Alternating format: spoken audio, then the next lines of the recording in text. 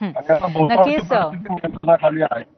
नक्कीच नक्कीच जयकुमारजी, तुम्ही सोबत राहा आणि त्याचबरोबर तुम्ही काळजी सुद्धा घ्या. आता आपल्या सोबत कृषी राज्यमंत्री आशिष जयस्वाल सुद्धा जोडले गेलेले आहेत. आपण त्यांच्याकडनं अधिक माहिती घेऊयात. सगळ्यात पहिला प्रश्न असा आहे जयस्वालजी की या क्षणी तुम्ही शेतकऱ्यांना काय सांगाल, कशा पद्धतीने आधार द्याल, त्यांनी काय करावं, काय सांगाल?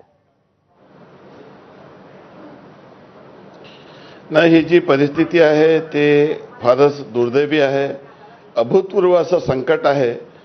आणि पावसाळ्यामध्ये अपेक्षित पाऊस काही भागात आला नाही आणि नेमकं सप्टेंबर महिन्यामध्ये ज्या पद्धतीची अतिवृष्टी झालेली आहे हे शेतकऱ्यांसाठी फार नुकसान करणारी आहे. आणि मोठ्या प्रमाणामध्ये या अतिवृष्टीमुळे जे काही नुकसान झालेलं आहे, आता सर्व आम्ही वेगवेगळ्या जिल्ह्यात दौऱ्यावर आहोत. आम्ही स्वतः याची पाहणी केलेली आहे.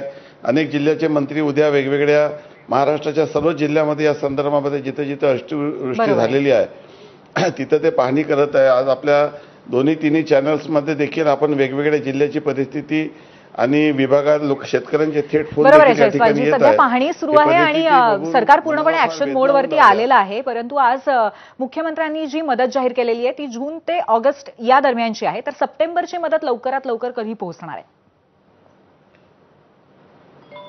नाही, निश्चितच आपण शेवटी एखादी मदत करताना योग्य माणसाला ती मदत मिळावी आणि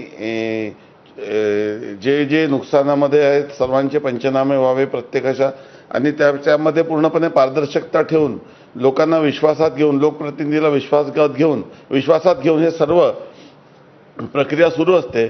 आणि आजपर्यंत जर आपण पाहिलेलं असेल की साधारणपणे किती वेळ लागेल, कारण आत्ताची परिस्थिती अभूतपूर्व आहे, सण सुद्धा तोंडावर आहेत. नाही, ही परिस्थिती अत्यंत दुर्दैवी आहे. शासन अलर्ट मोडमध्ये आहे आणि स्वतः मुख्यमंत्री महोदय सरकारचे सर्व मंत्री प्रत्येक जिल्ह्यावर लक्ष ठेवून आहे आणि डे टू डे रिपोर्ट आपण या ठिकाणी घेत आहोत. आणि मी सर्व शेतकरी बांधवांना ही मदत लवकरच मिळेल अशी आशा आम्ही नक्कीच करतोय. अभिजित पाटील यांना काहीतरी म्हणायचं. अभिजितजी, मोठ्या प्रमाणामध्ये जे शेतकऱ्यांना ज्या पद्धतीने माझी मंत्री महोदयांना विनंती आहे, बोला अभिजितजी. माझी मंत्री महोदयांना विनंती आहे की आता आपण त्या ठिकाणी सगळीकडे वेदर स्टेशन बसवलेत. 65 मिलीमीटरच्या पुढे सगळीकडे पाऊस पडला आहे. राज्यामध्ये 62 लाख हेक्टरवरती त्या ठिकाणी अतिवृष्टी झाली आहे. त्याचे आकडे आलेले आहेत, सॅटेलाइट आहे. आणि मग आता पंचनाम्याचा घाट कशासाठी?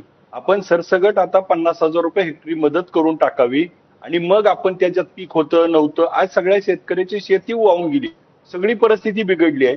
आणि मग आज आपण जर पंचनाम्यात अडकलो, परत तेच विषय आणणार आणि मग पंचनामे करत बसायला, त्या ठिकाणी पाण्यापर्यंत जायला अजून 10-15 दिवस लागणार. लोक हवाल दिन आहेत. आज एखाद्या जयकुमारजींना पण आपण हा प्रश्न विचारूया. त्यांनी आता सगळी परिस्थिती बघितलेली आहे. आपण सहमत आहात का जयकुमारजी या मागणीच्या अनुषंगाने? हे बघा, शासन नेहमी गतीने मदत केलेली आहे. मागच्या 3 वर्षात जर आपण रेकॉर्ड पाहिला तर यापूर्वीच्या सर्व शासनाच्या पेक्षा जास्त मदत शेतकऱ्यांना झालेली आहे. यावेळेचा संकट मोठा आहे, दुर्दैवी प्रसंग असला तरी शेवटी आता केंद्र सरकारची देखील मदत आहे. केंद्र सरकारची देखील टीम राहिली, SDRFचे निकष आहे.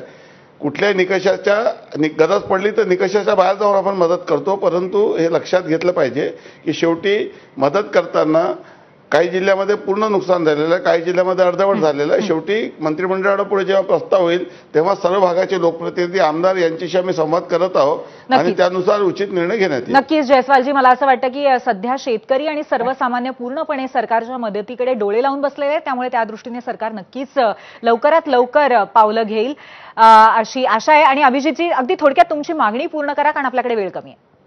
मागणी अशी आहे की 8,500 रुपये NDRFच्या नियमानं मिळणार आहेत, 17,000 रुपये आणि फळझाडाला 22,000 रुपये. मग ते पुरेशी नाही आणि मग त्या ठिकाणी आपल्याला निकष बदलावे लागतील आणि मग मदत मिळणारच नाही. 2 हेक्टर पर्यंत ती मदत आहे. मग आज सगळी शेती वाहून गेली आहे आणि अशा परिस्थितीत परत NDRF नियम आणि परत अडकणं आणि शेतकऱ्याला ती बरोबर आहे. त्यामुळे नियम आणि निकषांवरती बोट ठेवायची ही ती वेळ आहे का, असाच एक प्रश्न कुठेतरी आपण सरकारला या माध्यमातून विचारताय. नक्कीच मला असं वाटतं की हा विषय खूप मोठा आहे आणि याच्यावरती चर्चा होत राहील आणि किंबहुना चर्चा झालीच पाहिजेत. गोरेजी आपल्याला या संदर्भात काहीतरी बोलतायत. नाही, यामध्ये अभिजितजी बोलतायत. अभिजितजी माझ्यासोबत दिवसभर होते आणि दिवसभर आम्ही शेतकऱ्यांच्या बांधावर आणि सगळ्या ठिकाणी जाऊन आलेलो आहोत. या ठिकाणची जी परिस्थिती आहे, ज्या शेतकऱ्यांचं नुकसान झालेलं आहे त्याला नुकसान भरपाई दिलीच पाहिजे, त्याच्यामध्ये कुठली शंका त्याचं कारण नाही. आणि पंचनाम्याची जी आवश्यकता आहे का नाही हे अभिजितजींना चांगलं माहिती आहे की आपण पंचनाम्याची प्रक्रिया तातडीनं पूर्ण करून शेतकऱ्यांना मदतीची भूमिका सरकारची आहेच, त्याच्यामध्ये कुठलीही शंका कुशंकेचा विषयच नाही. परंतु आज आपण बघतो की बरोबर आहे. पाणी 2 दिवसात 3 दिवसापासून अगदी. शेतात आहे आणि किमान पाणी शेतातून बाहेर पडल्यानंतर गेलेल्या अगदी क्षेत्राचा त्यामुळे पंचनामा त्या किंवा दृष्टीने आपण आता नक्कीच पावसावरती अवलंबून आहोत की पाऊस जितका लवकर थांबेल तितकं लवकर हे पाणी बाहेर काढता येईल आणि त्यानंतर सरकार सुद्धा सातत्याने मदतीचा हात पुढे करणार आहे असं सकारात्मक दृष्ट्या तुम्ही दोघांनी सांगितलेलं आहे. आपण वेळात वेळ काढून सगळ्यांनी एबीपी माझाला वेळ दिलात आणि महत्त्वाच्या प्रश्नावरती चर्चा केलीत. खूप खूप धन्यवाद सर्वांचे. याबरोबरच एक छोटासा ब्रेक घेणार आहोत. ब्रेक नंतर